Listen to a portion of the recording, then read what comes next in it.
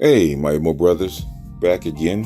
I was, been watching YouTube over the past couple days, and even in my own comment section, the wall of silence is starting to come back up as we get closer to, who knows, this female apocalypse with the job crisis and the housing crisis and stuff like that. So we're headed to could be a female apocalypse.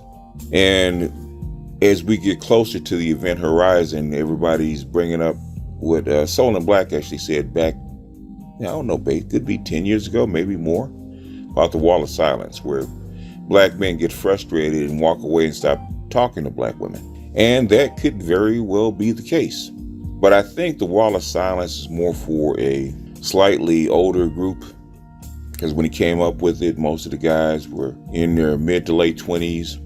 And very early 30s, right? So it's basically a Gen X, maybe a very early millennial problem. And as those guys have started to age, over the past 10, 12 years, they're middle aged. They're in their mid to late 30s and even in their early 40s. And as I've said, a lot of back and forth that's gone online is not really the younger men or the younger guys. It's the older guys. It's the middle-aged guys. And even sometimes the elderly guys like me that are having this discussion, we're having this angst, that are having this back and forth. So that keeps continuing the gender war. And the wall of silence was a solution for the problem back then, because that was the environment back then. Okay, we couldn't see any of this coming. We thought we were going to have a Cold War, a hot war, which is the gender war, and then a Cold War where, just like the Russia and the United States, we stopped speaking to each other, even though there was still animosity that was going on back and forth. But fast forward 10, 12 years later, what we see is probably a different environment and a different, as they say, zeitgeist, the spirit or the energy of the time and the feeling of the time. And what black women may encounter is not, something we call the wall of silence, which is probably for them bad enough. I think what they're going to encounter is something probably worse, which is the feeling of the wall of indifference. Not talking to them and not engaging them is one thing. They, at least they still believe there's a chance if they change, right? Because it's really up to them. But I think what's going on now is the wall of indifference. Black men don't even care anymore. The young guys don't care. They don't care whether they talk to them or not. They don't care if they engage with them or not. They're really not fighting black women on that basis, right? They're talking with each other, and what they've determined is they're going to pick the best woman for them. They're not going to stick to black women per se. And after them, the Generation A, which is, I think they're coming up on like 12 to 13. They're coming into their sexual awakening, and they're going to start choosing little girls and girls their age. And I think this is going to permeate down, so that for the next 10 years, you might have a wall of indifference where black men really don't care about black women one way or the other. If they don't want to cooperate, it's not a big deal. You don't have to cooperate. You're going to get pushed to the sidelines and pushed away. And you can be a friend with them. You can even chat with them. They'll even talk to you. But the thing is, they're not going to argue with you, because at the end of the day, they don't care. They don't care whether you date them. They don't care about you not liking them or not thinking there's enough good black men. It doesn't matter to them anymore. All that matters to them is them finding a decent mate of any race. And most of the other groups of women are actually competing. They're actually way more cooperative. They're actually raised and socialized to be more cooperative and to actually compete and go after the men. Black women, because of their mating patterns, have this air of, how can I say, hostility, even bravado, about how much they don't like you, how much they can't stand you. I remember that used to be the call or the indication for most women that a black woman actually liked you. It's when she said she couldn't stand you, but she was always around you. That means that their like or their love was intense. She had a really strong attraction to you, which is counterintuitive, right? For most women, that's counterintuitive. Why can't you say you can't stand somebody and be attracted to them? But that is, how can I say, the Klingon mating pattern. Black men sing love songs and black women throw heavy things at them. Shame, insults, guilt, need to be right. They throw sign language at them. And black men are supposed to duck and dodge and parry these insults and these slights. And that is how black men prove their love or their commitment to a black woman. But lo and behold, to Generation Z and Generation A, the younger guys, all this doesn't make sense to them. They don't understand it. So when you say the wall of silence to a Generation Z guy, he's like, what's that for? And when you explain it to them, they say, well, we don't need that. Why? Because we can pick whatever woman's best for us. We're not stuck or grounded or wedded to black women. So the wall of silence, while I agree it is, if it had been implemented, it would have been effective.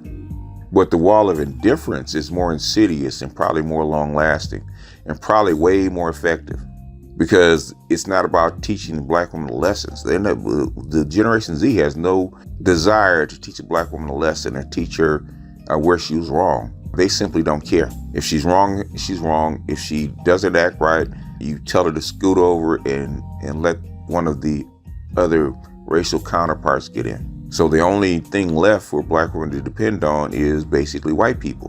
White people to enforce the boundaries and push black men back into said boundaries, which is why most black women actually favor penis politics or penis policing, where they actually police black men's penis, just as white men do.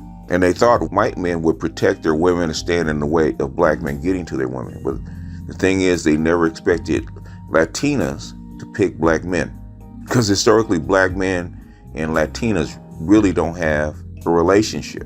So to Latinas, this is all new. And as Latinas actually choosing black men and starting to choose black men all over the country, as they spread the Latinas out, the Latinas coming from different countries out into the broader society, more states, the more you're going to see this effect. And then the white women that need a guy that makes a certain income at the top coming down and just giving black men a better deal. You're starting to see a lot of that happening.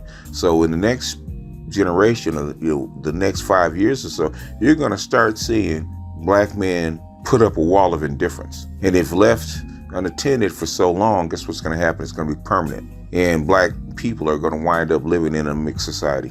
So while the wall of silence was a good idea for its time and a very good instrument for its time, there is no doubt about it, it was never implemented. And sometimes if you don't implement certain ideas at a certain time, they're going to lose their steam. Now, you could implement the wall of silence right now and would have some impact. You probably have more impact because of what's going on at the bottom, which is the wall of indifference, where black men simply do not care to date or even look at bills that are connected to black women. It is what it is, and that's the environment and the time that we live in. So I just wanted to put that out. You can put what you think in the comment section. What do you think about instead of the wall of silence, the wall of indifference, and how they may play out to you? Because I'm sure the older guys still want to mate, date, and marry black women because they still have hope that the black community can survive this downturn. And we keep abusing this thing, misusing this thing called the black community, because it's always stood against heavy odds. And while black people could withstand white supremacy, because white supremacy was attacking them, but the wall of indifference that white people are setting up with some black people being a buffer zone is probably going to be far more effective. But nothing's perfect. We'll see. I always say you can't predict the future. All you can do is predict the patterns once they emerge. And for us, we've already seen the patterns emerge. So, like I say, the wall of silence had its time, but I think now black women are facing a wall of indifference. And now talking to somebody is a whole lot different than being indifferent to them and indifferent to their plight. And I think that's what we're getting ready to see. I think it's already starting to emerge. I think COVID-19 has just accelerated that zeitgeist. And I think what's happening is instead of black men being angry at black women, I think they're indifferent to them, they're indifferent to their plight. And I think after so many years, I think black men are actually tone deaf and immune to the plight or the wishings and beggings, or even the shaming language of black women. I was just on a panel, and black women came in and shaming, and black men started almost laughing at her. Because I don't think they can change. I hear it from the older women, I hear it from the younger women. I think they're so socialized they can't change. And I think they see the end.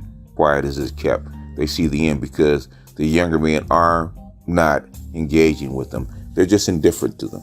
They'll talk to them, they might be friends with them, but they're not going to date them. And there's not enough shaming language to make them date them. And if they shame them too long, black men just walk away and ignore them. So it is what it is. That's just my observation. Tell me what you think in the comment sections. This is BGS out, and I'll see you guys on the next one.